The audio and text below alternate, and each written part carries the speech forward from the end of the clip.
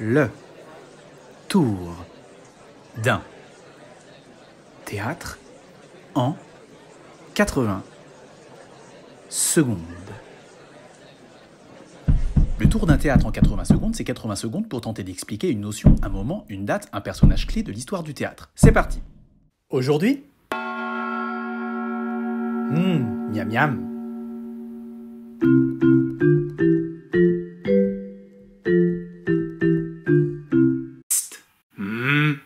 Tu crois que c'est le jour des tomates farcies?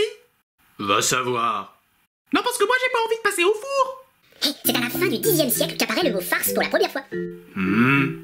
Oui, en France et en Angleterre, on employait le mot farce pour parler des passages en français, ajoutés entre les phrases en latin, en chantant les pitres.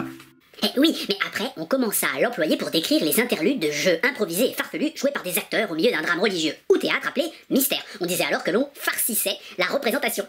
Super. Mais ça ne me dit pas si c'est le jour des tomates farcies. Mais les farces présentent des situations et des personnages ridicules, où règne tromperie, équivoque, ruse, mystification, quiproquo. Oui, avant l'invention de l'imprimerie par Gutenberg, les farces étaient issues de la tradition orale, même si certaines quand même étaient écrites, comme Le Garçon et l'aveugle, qui date du XIIIe siècle, et bien sûr la farce de Maître Patelin, une œuvre très célèbre écrite vers 1457. Super, merci. Mais est-ce qu'on va finir en tomates farcies aujourd'hui?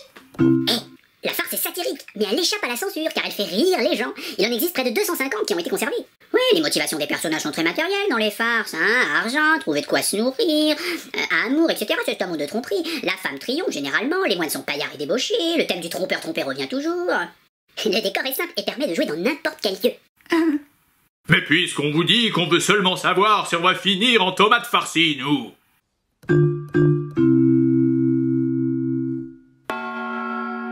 Oh non, déjà 80 secondes.